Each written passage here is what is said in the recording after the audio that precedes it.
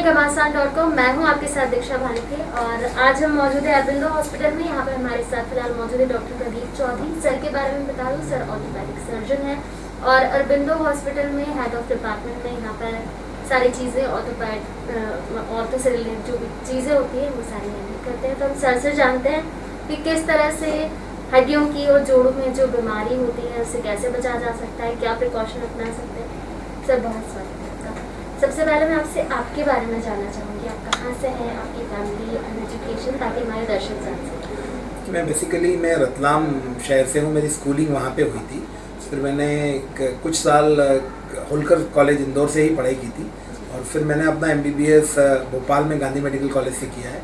फिर वापस मैं इंदौर आया और फिर मैंने MS ऑर्थोपेडिक्स इंदौर के MG मेडिकल कॉलेज से किया और उसके बाद फिर मैं टीचिंग लाइन में हूँ और लास्ट 15 साल से मैं अरबिंदो मेडिकल कॉलेज में हूँ। सर डॉक्टर बनने का चुनाव क्यों किया, कोई खास वजह थी? क्योंकि कई सारे प्रोफेशन है लेकिन डॉक्टर बहुत जिम्मेदारी भरा पेशा होता है। बहुत जिम्मेदारी भरा है, प्लस ये ऐसा प्रोफेशन है जिसमें आपको एक बहुत सेटिस्फेक्शन मिलता है। अर्निंग तो नेचुरली बहुत सारी दूसरी ब्रांचेस में भी होती है, पर एक बार आप किसी पेशेंट को ठीक करते हैं, वो जब ठीक होके जाता है तो वो सेटिस्फेक्शन आपको शायद और किसी ब्रांच में नहीं मिलता है कि आपको एक ह्यूमन टच जो फील होता है वो प्रोबेबली मेरे ख्याल से किसी और प्रोफेशन में नहीं है। सर हड्डियों की कमजोरी की मुख्य वजह क्या? देखिए, हड्डियों की कमजोरी की मुख्य वजह का कारण जो अपना खान पान और प्लस अपनी लाइफ स्टाइल, जो आज से पहले लोगों की एक्सरसाइज भी काफ़ी होती थी और खाना पीना भी काफ़ी अच्छा होता था। आजकल प्योरिटी नहीं है खाने पीने में और प्लस एक्सरसाइज नहीं होती है। आज वेल्थ तो काफ़ी लोग अर्न कर रहे हैं लेकिन हेल्थ नहीं अर्न कर पा रहे हैं। इसका मेन रीज़न है कि आप लोग अगर देखें, अगर आप किसी भी क्लब में जाएंगे, क्लब में अगर 10,000 मेंबरशिप है तो मुश्किल से 1000 लोग उस क्लब में आते हैं। तो जब तक आप एक्सरसाइज नहीं करेंगे और प्लस अपनी डाइट में आप ग्रीन लीफी वेजिटेबल्स, फ्रूट्स नहीं करेंगे, जब तक फास्ट फूड और ऑयली फूड आप कम नहीं करेंगे, तब तक आपकी हेल्थ वेल्थ में नहीं कन्वर्ट होगी। बहुत कम उम्र में आजकल लोगों को घुटने दर्द की समस्या से बहुत आम समस्या हो गई है, तो इसकी मुख्य वजह क्या है? इसकी मुख्य वजह मैंने जैसे बताया कि खान पान और लाइफस्टाइल है। जैसे अगर आप देखिए, इंडियन टॉयलेट कई बार बहुत अच्छा रहता है आपके हिप जॉइंट के लिए, साइकिलिंग बहुत अच्छी रहती है आपके नी जॉइंट के लिए, लेकिन ये चीज़ें हम बिल्कुल नहीं करते हैं। आप हर आदमी 2 व्हीलर चलता है और बिल्कुल आप ज़मीन पे बैठना और वो सब आपने बंद कर दिया। उससे जॉइंट के जो ओवरऑयलिंग, जॉइंट की जो मसाज होती है वो बंद हो गई है। इससे दूसरा आपका खान पान प्रभावित है और थोड़ा सा आजकल ओबेसिटी बढ़ रही है, ओवरवेट लोग हो रहे हैं, तो उससे घुटनों पे ज़्यादा जोर पड़ता है। उसके कारण यंग एज में घुटनों की प्रॉब्लम्स हम देख रहे हैं बढ़ते हुए।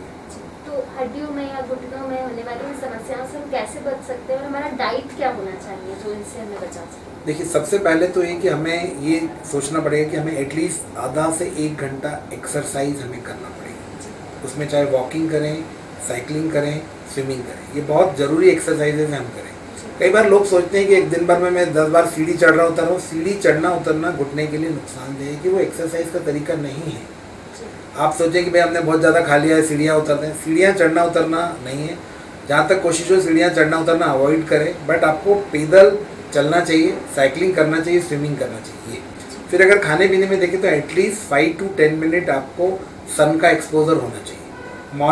मॉर्निंग के समय आपका सन का एक्सपोजर आपको विटामिन D में हेल्प करता है। प्लस आपको मिल्क प्रोडक्ट और फिर ग्रीन लीफी वेजिटेबल्स और फ्रूट्स आपको लेना चाहिए, जो आपको बॉडी में मिनरल्स और कैल्शियम और फास्फोरस की कमी को पूरा करने में मदद करते हैं। दर्द होने पर अधिकतर हम लोग पेन किलर का सहारा ले लेते हैं और कई बार ऐसा होता है कि उस पेन किलर की लेने की हमको आदत सी पड़ जाती है, तो ये हमारे लिए कितना नुकसान है? देखिए, अधिक मात्रा में पेन किलर्स आपके शरीर को नुकसान करते हैं। इससे आपको पेट में अल्सर होने का रिस्क रहता है, प्लस आपको किडनी की प्रॉब्लम होने का खतरा रहता है। ऑफ एंड ऑन आपको दर्द है, आपने 1-2 बार पेन किलर ले ली, देयर इज कोई प्रॉब्लम नहीं है। लेकिन अगर आपको कंसिस्टेंटली आपको दर्द बना रहता है तो बेटर है कि आप किसी विशेषज्ञ से सलाह लें और उनके बताए अनुसार ही आप ट्रीटमेंट लें। पेन किलर केवल दर्द को रोकता है, बीमारी को ख़त्म नहीं करता है। आपको बीमारी का इलाज करवाना पड़ेगा। जब तक पेन किलर खाएंगे तब तक आपको आराम रहेगा, जब बंद किया आपने फिर से दर्द शुरू हो जाएगा। तो बेटर है कि आप किसी एक्सपर्ट को दिखाएं और उनकी सलाह से ही आप ट्रीटमेंट लें। सर आपके अब तक के बेस्ट अवार्ड एंड अचीवमेंट कौन से? देखिए, ऐसे तो बहुत सारे हैं, पर अगर देखा जाए तो मैं पिछले कई सालों से एक नेशनल फैकल्टी हूँ। बहुत सारी नेशनल और इंटरनेशनल कॉन्फ्रेंस में मैं स्पीकर गया हुआ हूँ। प्लस मैं पिछले 10 सालों से मेरे अंडर कम से कम 15 से 20 लोगों ने रिसर्च प्रोजेक्ट किए हैं। मैं थीसिस गाइड रह चुका हूँ पिछले 10 सालों से। प्लस मैं डिप्लोमेट और नेशनल बोर्ड की जो नेशनल एग्ज़ाम होती है उसका एग्जामिनर लास्ट 5 ईयर से हूँ, जो बहुत कम लोग हैं इंदौर से उसमें। कोविड का समय कैसा रहा, क्योंकि इस वक्त मेडिकल फील्ड के ऊपर सबसे ज़्यादा काम था, तो किस तरह से आप? देखिए, कोविड के समय बहुत चैलेंजिंग टाइम था और अभी भी है। हमारा हॉस्पिटल कोविड में एमपी में नहीं इंडिया में बेस्ट काम अरविंदो हॉस्पिटल में किया। लगभग हम लोग 20,000 के करीब पेशेंट हमने पिछले साल भर में कोविड के यहाँ पे ट्रीट किए। और उसमें कई बार प्रॉब्लम रहती थी। हम लोगों ने कोविड के पेशेंट जिसमें फ्रैक्चर या इंजुरीज हो गई हैं उनको हमने ऑपरेट किया है। कोविड पॉजिटिव पेशेंट्स को भी हम लोगों ने ऑपरेट किया है। तो लगभग 100 से 200 पेशेंट ऐसे हैं जिन्हें कोविड पॉजिटिव पेशेंट में हमने सर्जरीज करी, हमारी टीम ने सर्जरीज करी विथ ऑल प्रिकॉशन, पर फिर भी रिस्क रहता है, करी हम लोगों ने। और प्लस हमारे पीजीज ने और हम लोगों ने कोविड वार्ड की ड्यूटीज़ भी करी है। तो कोविड का बड़ा चैलेंजिंग समय था और हम लोगों ने जितनी कोशिश हो सकती उतना हमने काम किया कोविड में। जी, आपने सर्जरी की बात की अभी, तो कई सारी सर्जरीज आपने अपने पूरे करियर में की होंगी, तो उसमें से सबसे क्रिटिकल या हम कहें मेमोरेबल सर्जरी कौन सी है? देखिए, कई लास्ट ईयर मैंने लगभग 100 जॉइंट रिप्लेसमेंट्स किए हैं, हिप जॉइंट के और घुटने के मिला के। हम लोग लास्ट 1 साल में हमने 100 जॉइंट यहाँ पे किए हैं, जिसमें घुटने और कूल्हे के जोड़ बदले गए। तो वो अपने आप में बड़े चैलेंजिंग रहते हैं कि पेशेंट बिल्कुल दर्द में आता है और आपके ऑपरेशन के बाद में पेशेंट 5 से 7 दिन में ठीक हो जाते हैं। कई बार पेशेंट 1 महीना आता है, चलते हुए आता है, बड़े साहब पता ही नहीं चल रहा है कि मेरा ऑपरेशन हुआ है। तो ये जो चीज़ें रहती है कि पेशेंट का अगर हम जॉइंट रिप्लेस कर देते हैं उसके बाद में पेशेंट को जो आराम मिलता है और जो खुशी उसके चेहरे पे रहती है, तो उसका जो अनुभव है वो अपने आप में एक बहुत अच्छा अनुभव देता है। वैक्सीनेशन स्टार्ट हो चुका है, लेकिन वैक्सीन को लेकर लोगों में कई भ्रम है कि इसको लगाया तो ऐसा होगा वैसा होगा, तो किस तरह आप अवेयर करेंगे? नहीं, देखिए, वैक्सीन बिल्कुल आपको लगवाना चाहिए। अगर आपको अपने देश से इस महामारी को ख़त्म करना है तो आपको वैक्सीन लगवाना चाहिए। और वैक्सीन में सबसे बड़ी बात है, वैक्सीन 100% आपको प्रिवेंट करता है कि आपको इस वैक्सीन से गंभीर रूप से कोरोना नहीं होगा। और कई वैक्सीन 70 से 80% पेशेंट्स में ये भी प्रिवेंट करते हैं कि आपको कोरोना ही नहीं होगा। लेकिन सारे वैक्सीन 100% आपको इस बात की गारंटी देते हैं कि आपको गंभीर रूप से कोरोना की बीमारी नहीं होगी। तो अपने आप में लगवाना चाहिए। सब लोग लगवा चुके हैं और ये बहुत सेफ है। आप सोचिए कि एक छोटा बच्चा रहता है, अगर आप इम्यूनाइजेशन प्रोग्राम देखें तो 2 साल के बच्चे को लगभग 10 टीके लगते हैं। वो बच्चा कुछ बोलता नहीं है, आप इसे 10 टीके लगा देते हैं। और बड़े हैं, आपसे पूछा जा रहा है इसलिए आप घबरा रहे हैं। छोटे बच्चे को 10 टीके लग जाते हैं up to age of the 2 year. तब तो आप बड़े मजे से लगा देते हो उसको। लेकिन बड़ों के लिए आप बोल रहे हो कि ये हो रहा है वो रहा है। कोई सी भी दवाई आप करेंगे, आप सड़क पे खाते हैं, रोड साइड चीज़ों को खाते हैं, तब तो आप नहीं देखते साइड इफेक्ट क्या है। टीके के साइड इफेक्ट आप हमेशा देखना चाहते हैं कि इसमें क्या साइड इफेक्ट है। ये बहुत ही सेफ है और सबको लगवाना चाहिए। अगर आपको इस महामारी को खत्म करना है, आप चाहते हैं कि आपको मास्क और इन सब चीज़ों से निजात मिले, जब तक हम 50% से अधिक लोग वैक्सीन नहीं लगवाएंगे तब तक बीमारी खत्म नहीं होगी।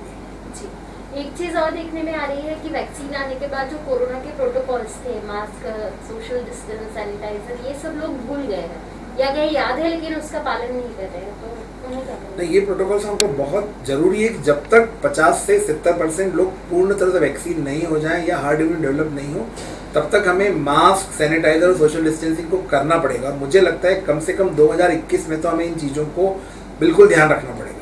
क्योंकि कई बार देखा गया है कि सेकेंड या थर्ड वेव पहली से ज़्यादा खतरनाक हुई। जब भी लापरवाही बढ़ी है, सेकेंड वेव या थर्ड वेव आई है। तो हमें मास्क, सैनिटाइजर, सोशल डिस्टेंसिंग का कम से कम 2021 में तो पूर्ण रूप से पालन करना पड़ेगा। आपके हिसाब से अपार्ट फ्रॉम एजुकेशन एक डॉक्टर में क्या क्वालिटी होनी चाहिए जिससे बेस्ट करा? देखिए, अपार्ट फ्रॉम एजुकेशन सबसे मेन क्वालिटी रहती है आपका कंसर्न, आपको सिंपैथी होना चाहिए अपने पेशेंट से। मैं ये कहता हूँ कि आप इमोशनली अपने पेशेंट से अटैच नहीं हो। अगर अटैच हो जाएंगे तो फिर आपको कमज़ोर बनाते हैं। लेकिन you should be sympathise with that particular patient. जब तक आप में वो फीलिंग नहीं रहेगी, आप उससे अपने उस चीज़ से आप न्याय नहीं कर पाओगे। करियर के पॉइंट ऑफ व्यू से अगर हम डॉक्टर के पेशे को देखें तो जो आगे इसमें करियर बनाना चाहते हैं उनके लिए क्या अपॉर्चुनिटी? देखिए, थोड़ा सा डॉक्टर का एक तो डिफ़िकल्ट रहती है पढ़ाई, और प्लस अन्य पेशे की तुलना में डॉक्टर्स में सेटलमेंट थोड़ा सा लेट होता है। अगर नॉर्मली आप समझें कि दूसरी ब्रांच में 25 से 30 साल की उम्र में हो जाता है, तो यहाँ पे वही 10 साल ज़्यादा रहेंगे। 35 से 40 में डॉक्टर, क्योंकि 35 तक तो पढ़ाई करता रहता है, उसके बाद फिर अगले 3-4-5 साल सेटलमेंट में लगते हैं। तो थोड़ा सा पेशेंस चाहिएगा इस प्रोफेशन में आना है, end of course hard work and dedication is also very important.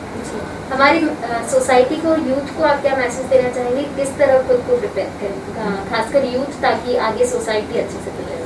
मेरा यूथ के लिए ये है कि बहुत जल्दी यूथ आजकल घबरा जाता है. देर आर ऑलवेज फेल्योर्स तो रहेंगे लाइफ में, पर जब फेल्योर्स है तो आप मान के चलिए कि अगर आपके 99 दरवाजे बंद हो रहे हैं तो भी एक तो खुला है आपके पास में. और अगर आप फेल होते हैं तो दैट डजंट मीन कि हो सकता है इससे कुछ अच्छा आपके लिए बचा हो. आप इतनी जल्दी निराश होने की जरूरत नहीं होना चाहिए. You should always be positive and if something goes wrong, हो सकता है उससे अच्छा कुछ हो. तो निराशा अगर रहेगी तो आपने शुरू करने से पहले ही हार मान ली. प्रदीप सर ने हमें कई सारी बातें बताई. आप अपनी दिनचर्या में कुछ चेंजेस लाने के बाद हड्डियों से होने वाली, घुटनों में होने वाली समस्याओं से निजात पा सकते हैं. और युवाओं के लिए मैसेज दिया है कि निराश ना हो जाए. जरूरी नहीं कि आपको एक बार में सफलता मिल जाए. सफलता मिलने में थोड़ा वक्त लगता है, तो वेट करिए और मेहनत करिए, आपको सफलता जरूर मिलेगी. Thank you so much. Subscribe our channel and press the bell icon for more updates.